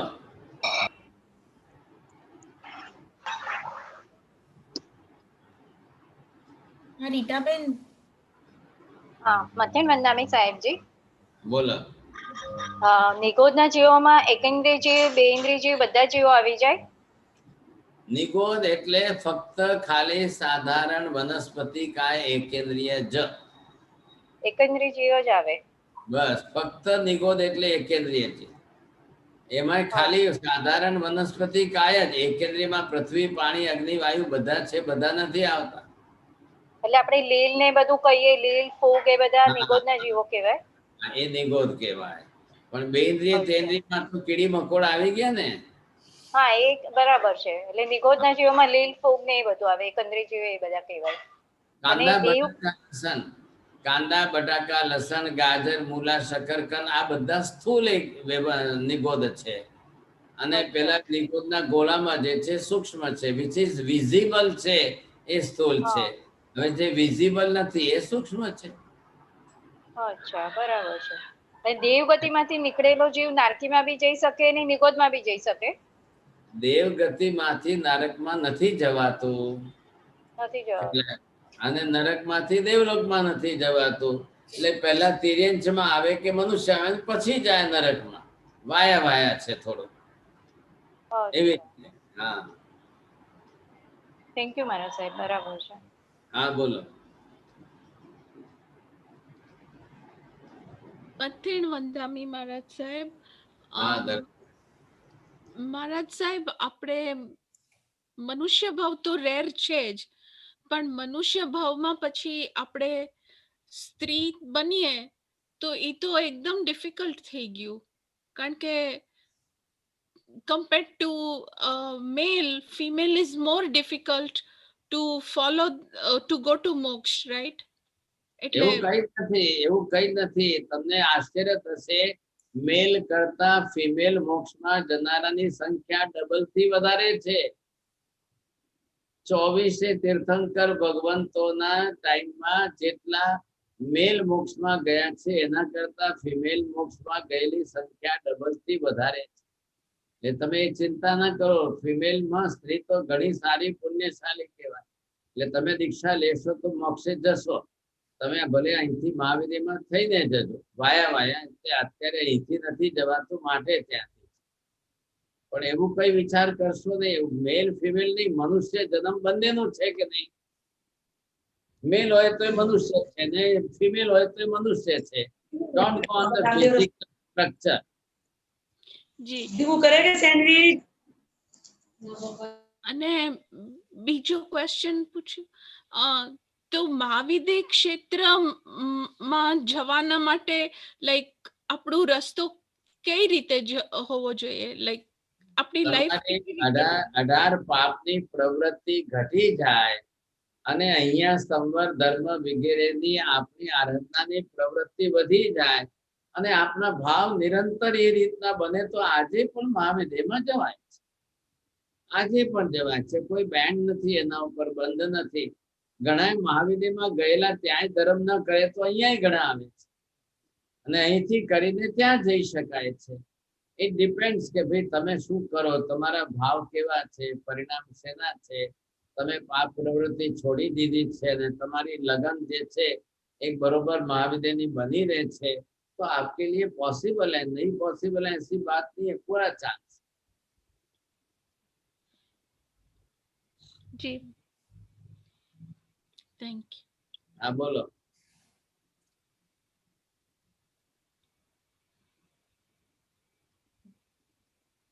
तो महाविद्य में जो हम जाते हैं तब ऐसा नहीं है कि ओनली मनुष्य भव ही मिलेगा वहाँ, और सभी तो प्राणी रहेंगे ना वहाँ, तिर्यंज भी रहेंगे. बहुत है वहाँ, पशु पक्षी वगैरह सब है.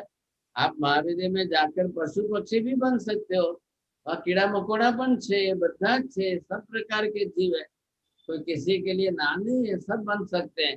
लेकिन आपके भाव परिणाम उसमें मनुष्य गति बांधने के हो, और आज उस प्रकार से आप मनुष्य भाव का आयुष्य बांधो, गति भी मनुष्य की बांधो, तो महाविद्य में चांस अच्छे.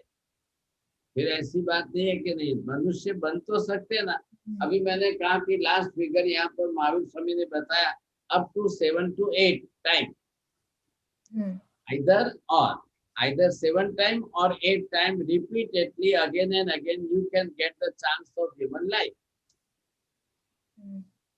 तो आज फर्स्ट है आपका, तो 7-8 टाइम के अंदर गिनती कर सकते हो आप, हो सकता है.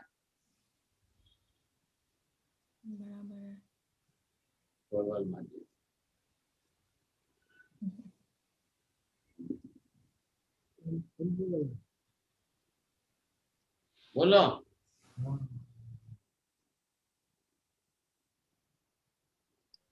સાહેબ આજનો વ્યાખ્યાન જરાક વિતરાગી થયો છે બહુ. બધાને જરાક સત્ય બહુ છે એમાં, એટલે જરાક ભારે છે. मैं उत्तराखंड सूत्र आगम शास्त्र पढ़ रहा हूँ, जो भगवान ने उपदेश दिया है उसका एक एसेंस आपको बताया, खाली इन शॉर्ट आपको एसेंस दिया.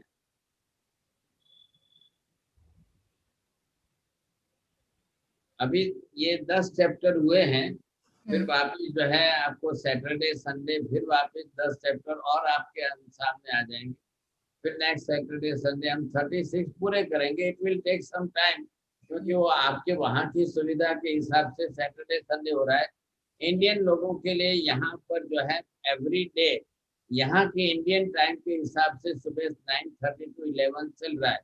तो यहाँ भी रोज प्रतिदिन चल रहा है, तो आपको जिनको सुविधा है तो यहाँ के हिसाब से आप सुन सकते हो. और फिर आपको यूट्यूब पर मिल जाता है तो आप वहां से सुन सकते हो। आपको ये चांस अच्छा मिल रहा है। Right. महाराज साहब बताने वंदा में क्या संसार में क्या दीक्षा ही लेनी पड़ती है महाविदेश क्षेत्र जाने के लिए? संसार में रह के कुछ करके नहीं जा सकते? नहीं, संसार में रह के करके जा सकते हो। आप श्रावक बन के भी महाविद्या प्राप्त कर सकते हो, श्रद्धा से भी प्राप्त कर सकते हो। श्रावक जीवन में रह के सामायिक प्रतिक्रमण जो है, जाप ध्यान आराधना, थोड़ी बहुत धर्म आराधना यहाँ करोगे तो वहां जाकर के मिलेगी। वहां पर जीवन धर्मिष्ठ जीवन है ना महाविद्या में भगवान के सामने, तो वही आपको यहाँ पर करना पड़ेगा। अगर आप ये करते रहे और संस्कार बने रहे तो आप जाओगे। अब यहाँ चांस है, यहाँ बहुत अच्छा चांस है, फिर भी एक भी सामायिक न करो, यहाँ एक भी नवकार्षी का पचकान भी नहीं करेंगे हम, 18 पाप की प्रवृत्ति में से एक भी घटाएंगे नहीं, तो फिर महाविद्या में जाने का सुलभ नहीं बनेगा, पॉसिबल ही नहीं रहेगा। आज भी जितना भी यहाँ पर है धर्म अवेलेबल तो है ना, थोड़ा कम ज्यादा का सवाल नहीं, यहाँ अवेलेबल है। वही सामायिक जो आज यहाँ कर रहे वही कल महाविद्या में जाके करनी। आज यहाँ अम्बिल उपवास एकादशना जो आप तब जब करोगे तो वही वहां करना है। वही नवकार जो यहाँ पर गिनेंगे वही नवकार कल महाविद्या में जाके करना है। तो फिर आज हमको यहाँ चांस मिला है तो इसमें क्यों खोना चाहिए? मिला है तो हमको करना ही चाहिए। जी महाराज साहब, थैंक यू। हाँ जी, दोनों चांस है आपके पास।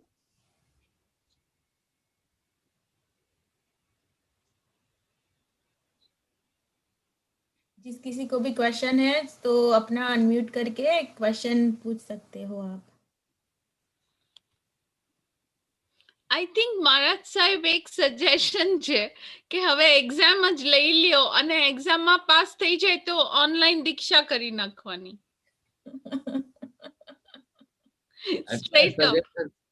सजेशन अच्छा है। अभी तक ऑनलाइन पहले व्याख्यान चालू हुआ, अब आप तो लास्ट स्टेज पर पहुंच गए, ऑनलाइन दीक्षा भी कर लो। हाँ हाँ, बहुत अच्छा है। चलो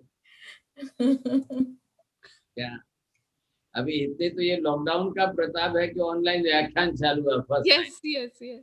हाँ, तो अब आपकी ऑनलाइन दीक्षा भी हो सकती है। बोलो, और किसी को पूछना है?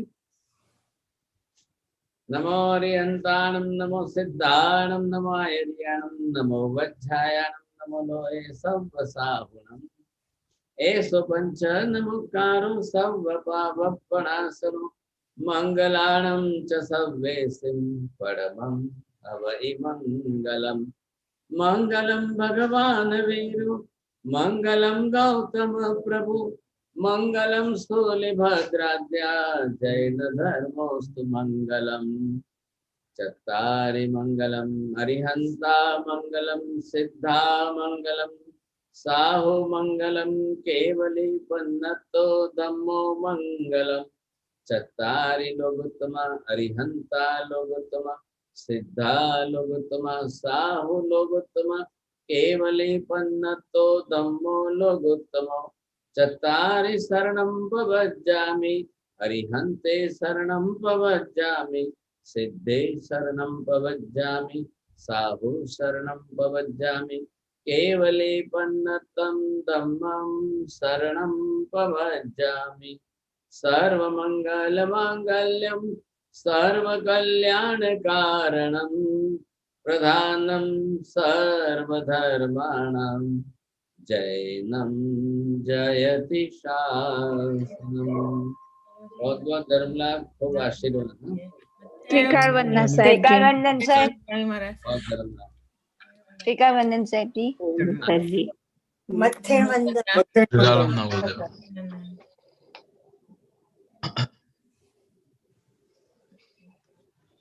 जय जिनेन्द्र, ऑल प्रणाम। जय जिनेन्द्र, सबको जय जय जिनेन्द्र, प्रणाम।